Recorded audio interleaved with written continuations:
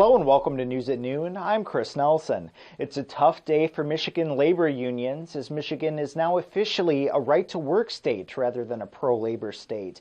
Michigan is the 24th state in the union to become a right-to-work state. There's also a new law in the books that takes effect today that bans teens from using cell phones while driving in Michigan. Reporter Charlie Crum has more on these issues. Charlie? Well, many of the new laws taking effect today were passed by the Michigan legislature in their controversial lame duck session in December. Two in particular face court challenges. Michigan officially becomes a right-to-work state today, and backers of lawsuits challenging the new law promise to rally and wear red as a sign of solidarity in opposition to it. Right to work means a worker can't be required to join a union or pay dues as a condition of employment. Also taking effect today is a new emergency manager law, giving state-appointed managers the right to void union contracts. A lawsuit was filed in Detroit Wednesday challenging that law, and the Reverend Al Sharpton and others planned protests in Detroit today where Governor Snyder attended an early morning event. Kevin Orr is Detroit's new emergency manager, and he was appointed by Governor Snyder and started work this week. Also taking effect today is a new law banning cell phone use by teens while driving, and that's called Kelsey's Law. All right, thanks a lot, Charlie. And the examination of gay marriage and the Defense of Marriage Act by the Supreme Court in Washington, D.C. this week has spurred discussions about the issues by pretty much everybody. Reporters Megan Semrez and Shannon Coughlin recently went to Oakland University to find out what students think about the issues. I mean, as a Christian, I believe that it's wrong. Marriage should be between a man and a woman. That's my basic thought about it. I don't think it's right, but people have their own opinions, and people can do whatever they think is right. So, but I think it's wrong. I mean, to tell you the truth, it's none of my business. It's their right. That's all I gotta really say about it.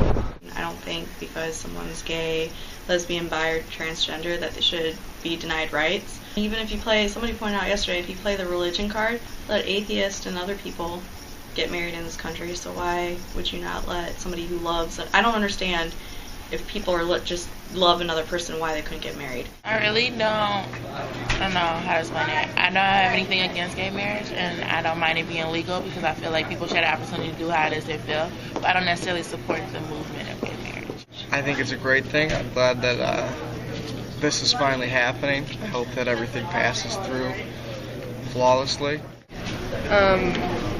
I'm not a homophobe or anything. I just don't agree with it because it goes against Christianity and stuff. Auburn Hills officials are considering a petition that would split Auburn Hills students living within Pontiac School District from attending Pontiac schools. Reporter Monica Drake has more on this. Monica, what can you tell us? Auburn Hills property owners are concerned with the fact that they are being asked to pay $7.8 million to the Michigan Education Special Services for unpaid teacher premiums on their summer tax bill. The Oakland County Circuit Court ordered tax levy is to be spread among all property owners within all Pontiac District boundaries, including portions of the cities of Auburn Hills, Keego Harbor, and Sylvan Lake, and the townships of Bloomfield, Orion, Waterford, and West Bloomfield. Auburn Hills residents and businesses are concerned because they are stuck with $4 million of the extra tax because of the amount of commercial property in the city, even though only 260 students from the city attend Pontiac schools. A petition drive to reorganize the Pontiac School District is one option being looked at by officials. Okay, thank you, Monica. And students at Scotch Elementary School recently used their creativity during a can drive benefiting Gleaners Community Food Bank. Photographer Vaughn Gerganian caught the action on camera.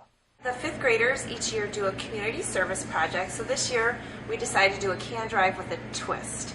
The kids all in fifth grade came up with designs, and they narrowed it down to their top 3 designs they could make out of cans. Then they took them to teams within the school, a 2nd grade, a 3rd grade, and a 4th grade class, and they voted. The top design, then they decided which color cans they needed to collect, and they showed those to all the kids in their class, and notes went home to the parents about kinds of cans that would stack well to make their structure stable and what colors they needed. And we had a 2-week can drive. After that, the 5th graders used every day at lunch for a week to build their structures. So this was a great activity for them, and we're going to donate all of this canned goods, which is probably between 1,500 to 2,000 cans, to Gleaners, which will provide thousands of meals. And now it's time once again to plan your weekend with Gary Graff. There's an abundance of laughs this holiday weekend all around the metro area. Mark Cordes, hailed by critics as a one-man laugh factory, performs 4 shows on Friday and Saturday at Mark Ridley's Comedy Castle in Royal Oak. Visit comedycastle.com for all the details. At Detroit City Theater, Clucked Up Saturday Night presents The Dirty Lowdown with Tom Joyner morning show personalities Huggy Lowdown and Chris Paul, as well as host Martini Harris. There are 2 shows at 8 and 10:30 p.m. Information's at olympiaentertainment.com. On the music tip, George Duke, Stanley Clark, Boney James, Incognito, and Najee are all part of the Easter Jazz Spectacular on Saturday night at the Fox Theater. OlympiaEntertainment.com again has all the information. And at the movies this weekend, the action-packed G.I. Joe Retaliation opens in 3D, while The Host brings a bit of paranormal creepiness to the big screen. That's all the news we have for you today. Join us again tomorrow at theoaklandpress.com. I'm Chris Nelson for News at Noon. Have a great Thursday.